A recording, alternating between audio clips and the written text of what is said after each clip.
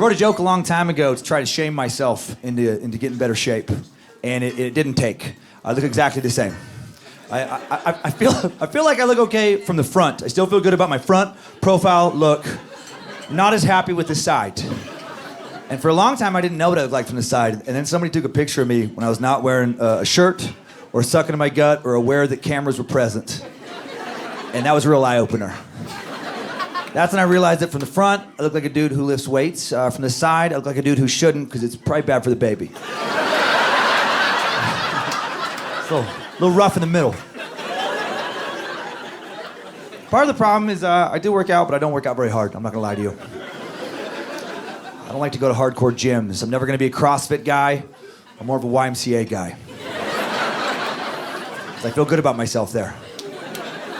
Right? I'm a realist. A lot of happiness in life has to do with putting yourself in favorable matchup situations. If I go to Gold's Gym or somewhere, I'm average at best. Right? YMCA, I dominate. My favorite gym I've ever worked out at was this old YMCA in Santa Monica, California. Nothing had been renovated there for probably 40 years, including most of the other members. It was like a nursing home gym.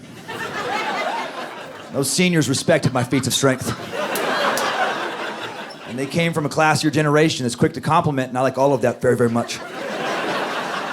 Like a random ego stroke. One time I was doing the tricep press down, and this little old lady, Connie, was patiently waiting her turn, like a decent person.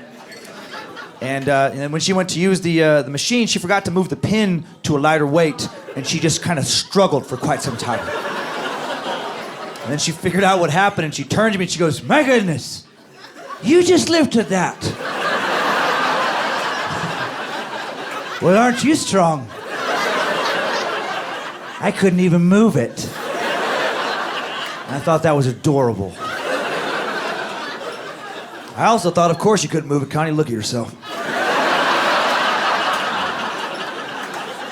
Like 90 pounds, old bird bones, paper mache. Are you kidding me, Con? I'm pre-gaming on creatine, whey protein shakes. You look like you're getting ready on hard candy and formaldehyde.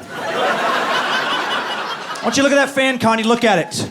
I turn that fan to high, you're stuck to that wall. This is my gym, Connie!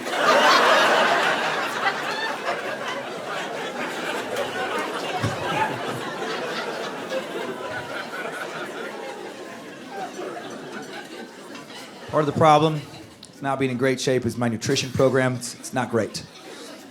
I live in a house full of a lot of mixed nutritional signals.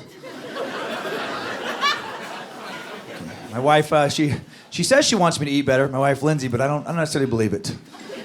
Because her actions don't go along with her words. She'll say she wants me to eat healthier, but then she bakes me delicious treats.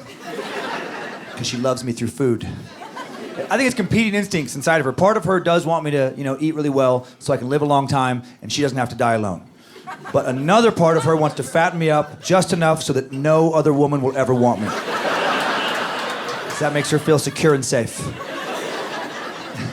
But she'll do this ridiculous thing where she'll make my favorite treat. Like she'll make me chocolate chip cookies with like little walnut chunks, and then I'll start to eat them and she'll be like, "Dan, what are you doing?